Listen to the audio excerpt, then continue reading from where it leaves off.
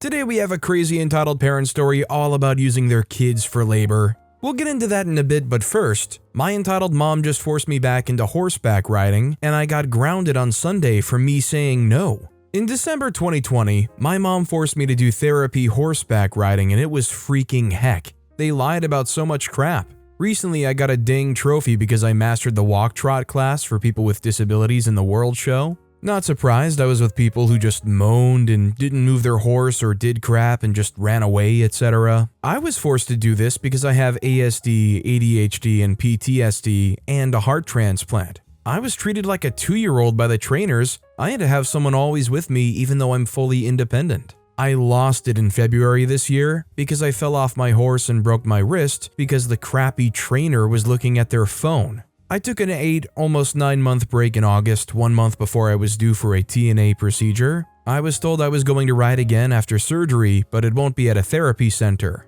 I'm not a horse girl. I'm a theater and art person who also loves to swim. I was taught how to swim by my dad while I was in heart failure from when I was 1 month old to 13 months. I was 13 months when I got my transplant. I was never forced or pushed to swim. I'm currently in diving lessons because I adore jumping off high dives and I want to be in my high school swim team. Now, let's move to September 14th, day of my TNA, to September 29th, final day of my recovery. I was told she's starting to look into places. I only had 2 lessons at the new place, yet I still hate riding. Yesterday, my mom got mad because I was too tired to get out of bed, / said I didn't want to go, and yelled at me and took my Switch away. I want to quit. I want a family member to help me. I can't. I feel like I need to go to my dad's side to help, but they live in Chicago and I only see them once a year. Riding is not good for my mental health and my own physical state. It makes me tired and it hurts me badly. I was told I will ride until I jump.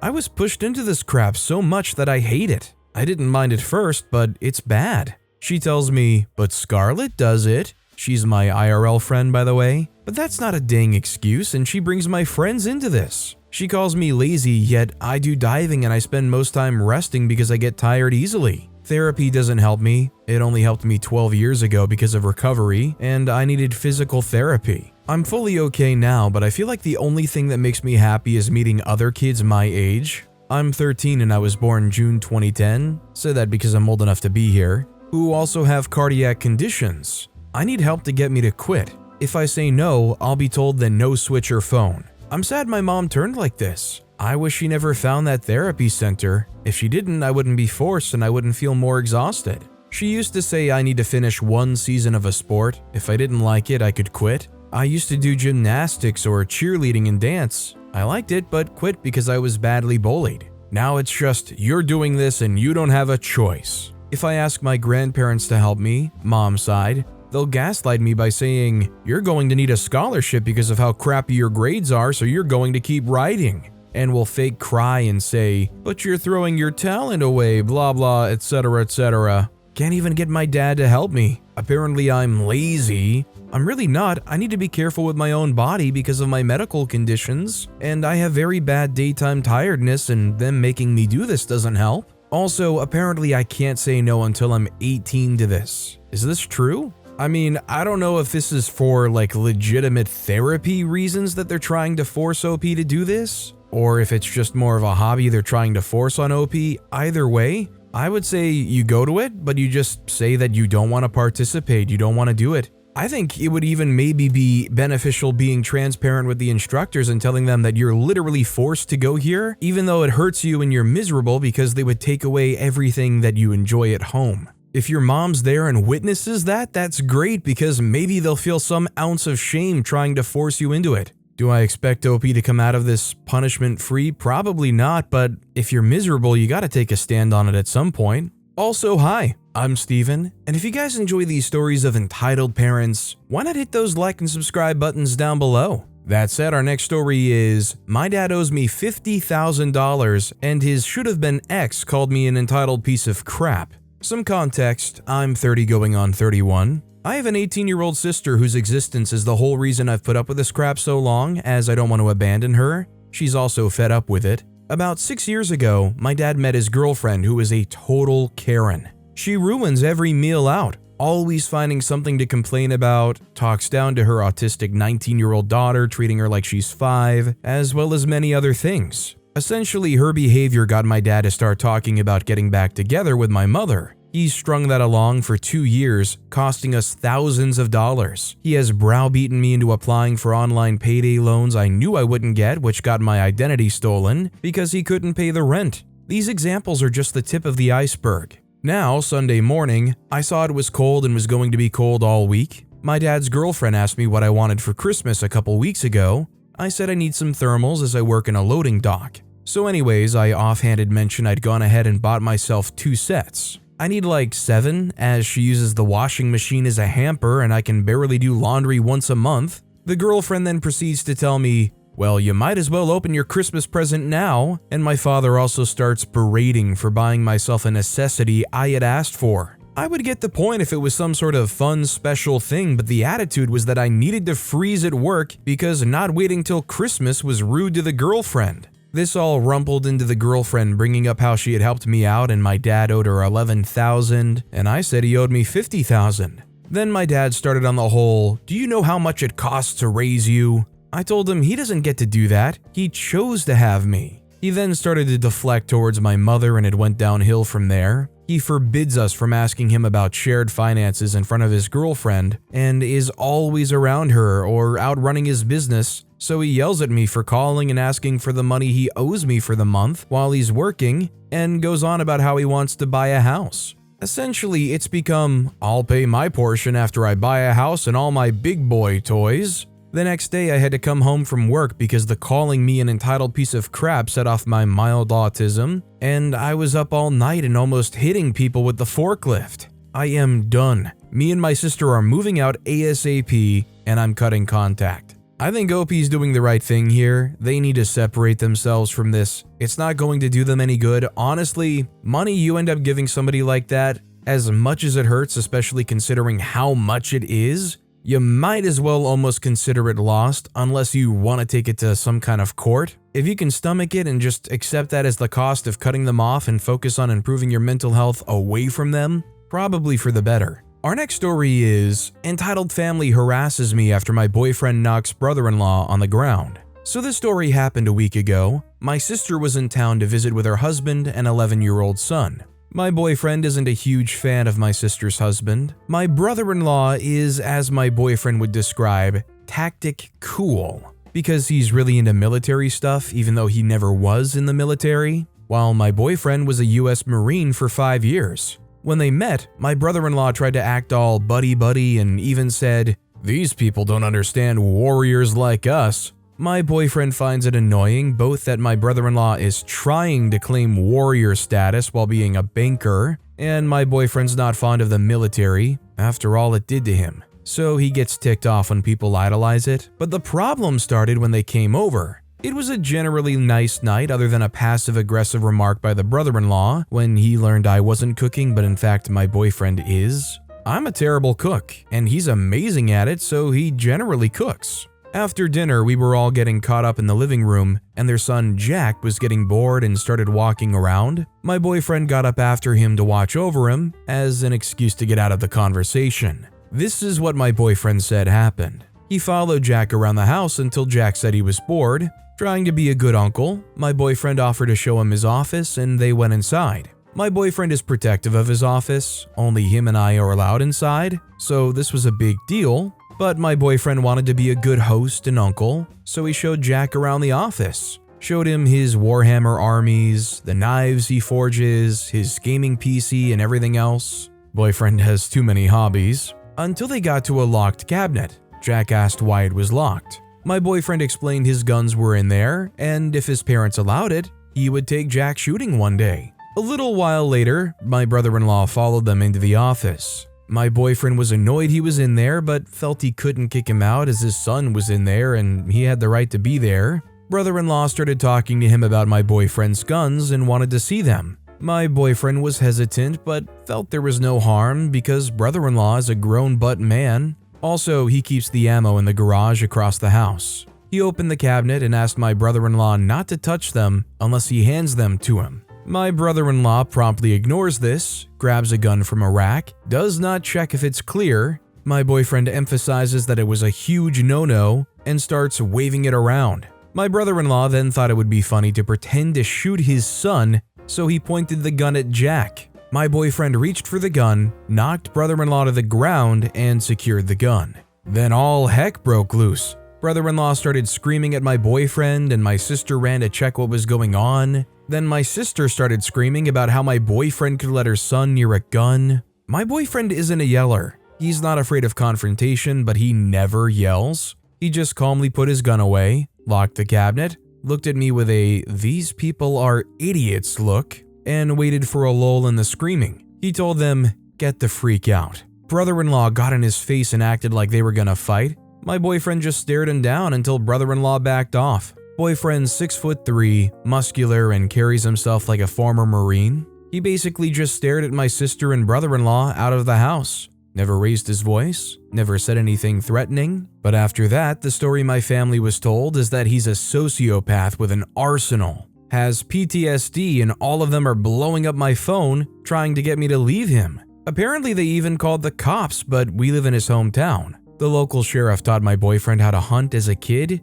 so the sheriff knew it was a BS report, but still reached out to me to confirm. I assured him and my family countless times that he is not dangerous or hurting me. It's starting to get to me and I don't know what to do. My boyfriend's concerned for my mental health, but he told me he couldn't care less what they were saying about him. I'm probably gonna go low contact until this blows over. I'm just glad we live a couple states away so they can't harass me in person. What's sad here is if I were in OP's position, I would feel like going low contact and pulling back would almost mean submitting to accepting the family thinks the boyfriend is this gun-toting, volatile, aggressive man. I think I would say my piece in a parting note of something like, I've told you guys all exactly what the situation is, who this person is, how they are. Quite frankly, the lack of belief and consideration on my and my boyfriend's part has been hurting me mentally, and I'm going to take some time to myself. Our next story is, random kid keeps whole hotel floor awake, him and his mother get to regret it. For some context, this happened a couple of weeks ago when me, my two sisters, and my aunt and mom were on a trip to an indoor water park. We stopped at a hotel around 8 p.m. and we decided to crash there before we go to the water park the next morning as it was down the road. So I sleep in a pull-out couch, my aunt in a one bed, and my two sisters and mom in the other. Fast forward to about 5 a.m. and we all wake up to a loud crash, followed by manic giggling. I sit up and quickly rub my eyes a bit while my relatives do the same. We ask each other what that was, realize it was just a loud noise, and try to go back to sleep before we hear more giggling even closer, with stomps and sprinting up and down the hall. I get ticked off and stand up, put on some shorts and a wife beater before stepping out into the hall when a small kid, about 8 or 9, smacks into my stomach. Now, I'm a beefy kid at 6 foot, 175 pounds, and this didn't faze me. The kid, however, smacked right into the ground and started crying and wailing. I look down in surprise, but I feel zero remorse for this little crap. Then I hear what I at first assume is an angry bull before looking up and seeing a middle-aged blonde lady stomping with her arms swinging side to side like it's a cartoon. She very angrily says, "Excuse me, but what exactly do you think you're doing to my sweet baby?" Entitled kid then goes, "Mommy, he pushed me." I very quickly say, "No, I did no such thing. Your child ran directly into me after keeping my whole family awake at 5 a.m. She then smugly says, "I don't care what you say or what he was doing. You look like a grown man and you just assaulted my child. I'm going to get security and press charges." I say, "Go ahead, I'll wait." She then gets a very confused looking guard who sees me and says, "Sir, this woman here says you assaulted her child. Is this true?" I then patiently say, "No, officer. I walked out of my room and this child ran into me." The child then says, "Nuh-uh, you pushed me to the ground. I was just having fun playing." The officer simply says, "I can check the security footage if you'd like. We can see what happened here." Her face suddenly scrunched up and tried ever so hard to not look suspicious about it. "Oh," she suddenly said in a sweet, calm voice. "Well, I may have been wrong. There's no need for that. Come along, sweetie, let's go back to our room," and dragged the kid along as he pouted and made a fuss.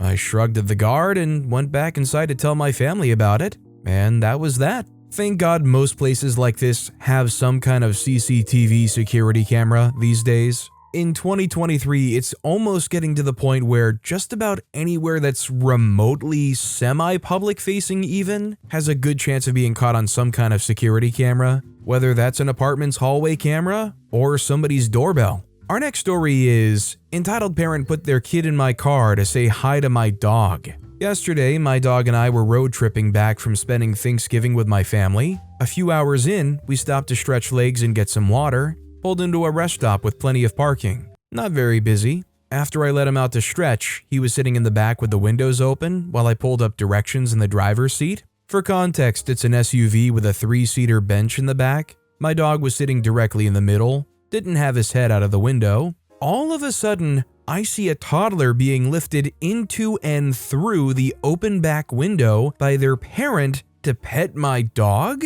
The child's body was 50% into my vehicle's open window. This wasn't a hand next to the window to get him to come sniff it. The entitled parent is laughing, as is the other entitled parent holding a younger baby standing next to the parent that's currently trapezing their toddler into my car. They didn't ask or say anything. They just laughed and stuck their toddler into my open window. I was so shocked that I audibly gasped and turned around to give them a confused and annoyed look. It took at least 5 solid seconds for them to acknowledge my reaction and pull their kid out through the window, never apologized, just walked away while still laughing. I have a recognizable, friendly, giant breed dog that kids typically want to pet. Luckily, he's already used to having to interact with parents and young kids. This scenario was just so unsafe to me though. These parents have no idea if my huge dog is friendly and just put their kid in an extremely unsafe situation, let alone the rudeness of just entering someone else's vehicle.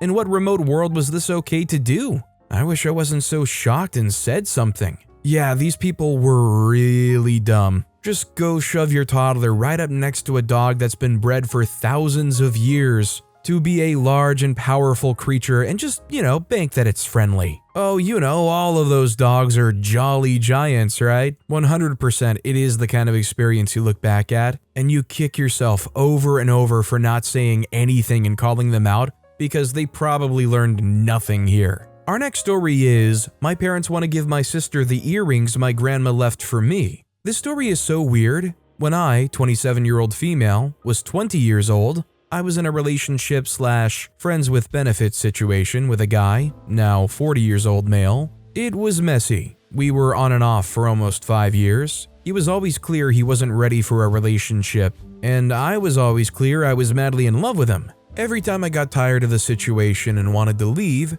somehow he convinced me to stay because love is free, we have so much time together, he wasn't ready to commitment. I asked advice from my sister, now 42-year-old female, and she gave me some crappy advice like make him compromise, leave stuff at his place and basically turn him into a boyfriend until it was too late for him to say no. I never managed to do that because I wanted him to love me as much as I loved him, not trap him. During the last night I spent at his place, he said he wanted to try something more serious with me, talked about some dates he planned, etc., only to ghost me forever. It was hard. This was the first person I loved, and he treated me like crap.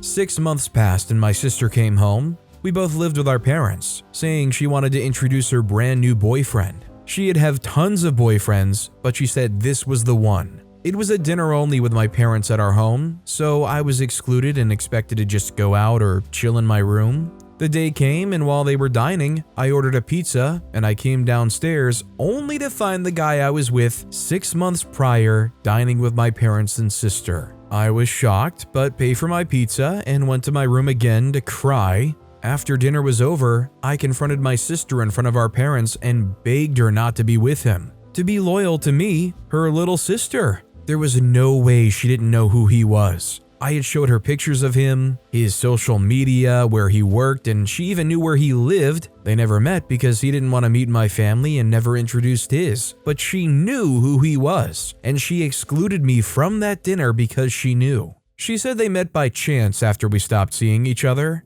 She knew how hard that rupture was. She knew how painful it was to not even have a closure. He just stopped replying. Not even blocking me, just left me there wondering after 5 years. She knew that during those 6 months I was still hurting. I know how it was my fault. I was too naive and thought that if I stayed long enough, he would be ready for the relationship I wanted and would learn to love me. Stupid, I know. She defended herself, saying it was a coincidence and the chemistry was there. She loved him and she wasn't going to lose the love of her life. This stuff only happens once in a lifetime. When I was in my early 20s, I would believe that. However, now I know that there are 8 billion people in this world. There's no one love of your life. You can find the love of your life multiple times if you look for it. My parents sided with her and said I should get over it since we never have a real relationship. 1.5 years had passed. I've been excluded from multiple family gatherings because he would be around, and my family thinks I'll bring negative vibes since I'm still bitter about everything.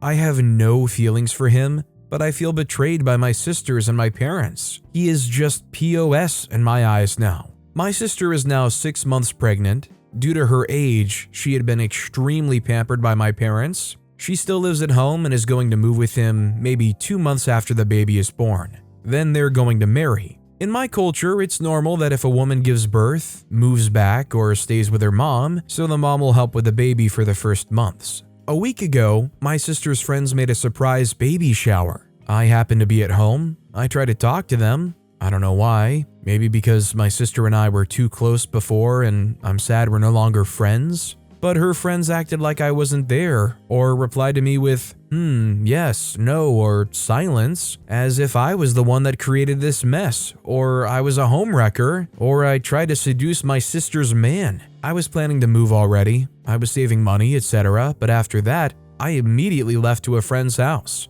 I'm in the process of trying to find my own place. 2 days ago, I received a call from my parents asking me to have a talk. I went to their house and they informed me that the diamond earrings my grandma left me will be given to my sisters. Those earrings have been in my family for 4 generations, and before my grandma died, she said the earrings will be mine and my sister will receive a gold necklace. Grandma trusted my parents with the earrings. There was no will or anything, she just asked them to give it to me when I was mature enough to appreciate or take care of a family heirloom. Now, my parents think since my sister's getting married first and is having grandma's first great-grandchild, my sister should have it. I'm really mad now. They're robbing me of something my grandma left to me. I don't think my parents are evil. I think they were too worried my sister wouldn't marry due to her age. Again, in my culture, a single woman in her 40s is something to worry for her family. And now that she's forming a family, they want to reward her with everything.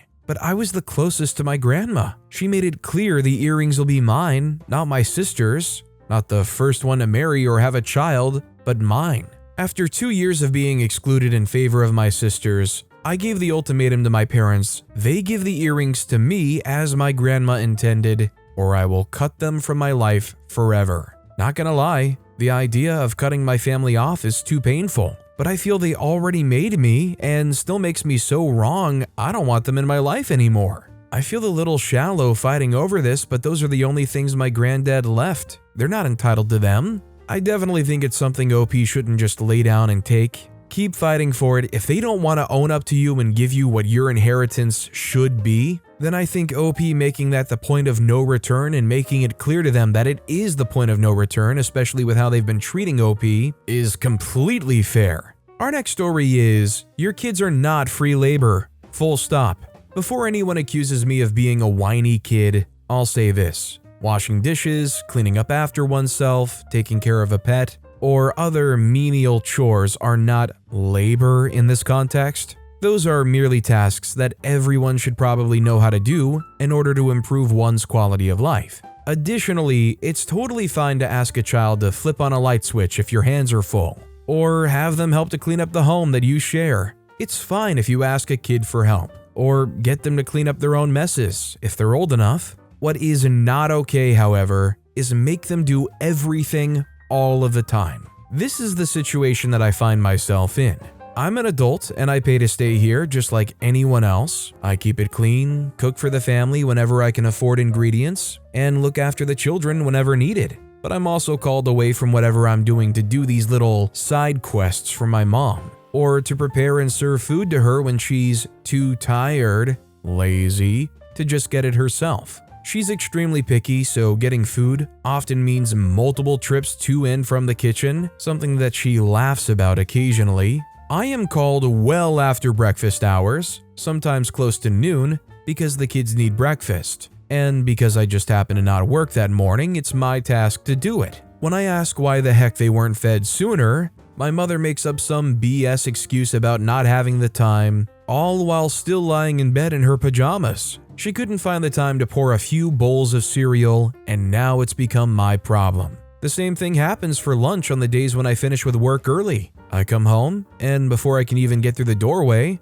they're requesting McDonald's and tacos and my fancy little grilled cheese sandwiches. I basically just cut them into triangles. It's either rushing to get them food before they start cannibalizing, or having to set my things at the door and help them with something unrelated that my mom refused to help them with. Usually something related to one of their phones, a concerning message on Roblox, or acquiring art supplies because one of them feels compelled to doodle. On my days off, I've been woken up and informed that I have to look after the children all day because, surprise, surprise, my mother has somewhere else to be today. No prior warning, no asking, just this is what is going to happen. Now put on your shoes and get down here. Mind you, my siblings are fed and cared for when I'm not here, but the house often stays messy and their desires unrelated to food or basic care are unfulfilled in the meantime. It's then up to me when I'm home to give up whatever free time or sleep time that I would love to have, all to ensure that the kids don't feel totally ignored.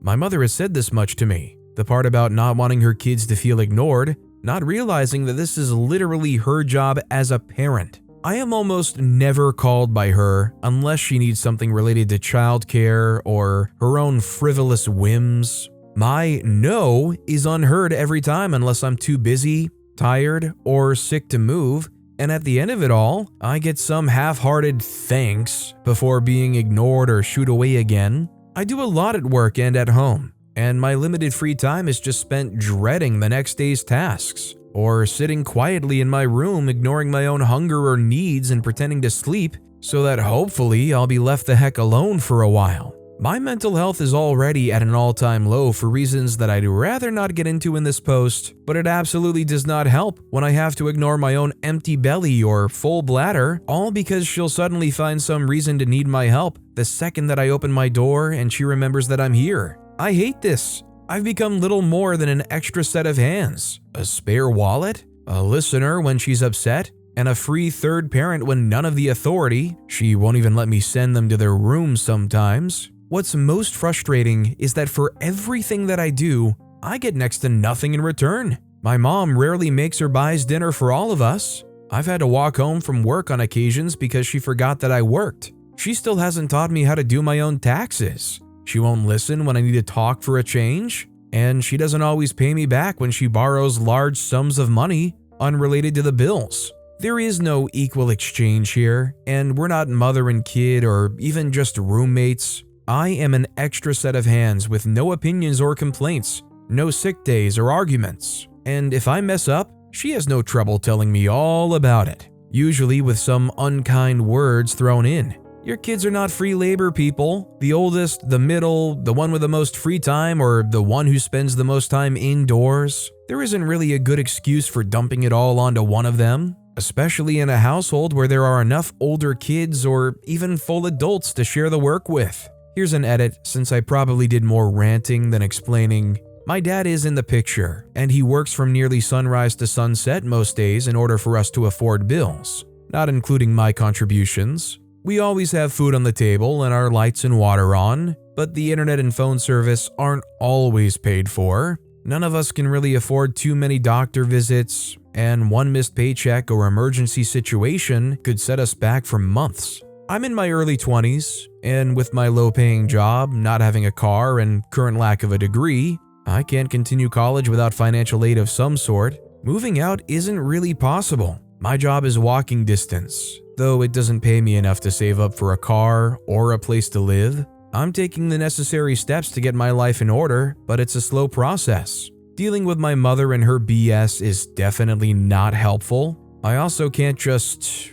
leave when things are this bad either. I couldn't afford to. and I'd end up coming right back if there's still somewhere to come back to, considering that my income is important too. I'm doing my best with what I have, but I kind of have no one. My dad is supportive and awesome, but he's almost always busy. My mom is usually available more often, but simply doesn't care. Google is my friend, but that's pretty much it. And that sucks. I mainly posted here to get it out of my head, as my mom was being really crummy yesterday. It's not bad enough to get CPS involved, as my mom's whims and pettiness aren't worth breaking up a family over. It's just kind of soul-rending that so much of this falls onto me, especially considering that I'm not even the oldest or second oldest among my siblings. Honestly, if I were in OP's shoes, at some point, I feel like this bridge is going to buckle. I feel like before OP reaches their absolute breaking limit, they should just make it clear to everyone that they're going to do what they need to do to keep things going. By that I mean bills and income, but that they're taking a break, they've been doing too much for too long, and that other people need to step up too, and honestly just let the madness ensue, hopefully until somebody else starts picking one or more other people start helping out too. I mean, is everything just going to fall apart and the kids are going to go unfed? If so, then it is CPS worthy. But with that being said, that's all the time we have for today. Now, if you want to hear another absolutely crazy entitled parent story, check out that video on the left. Or if you missed my latest video, check out that video on the right. That said, I'll see you all next time with some more stories.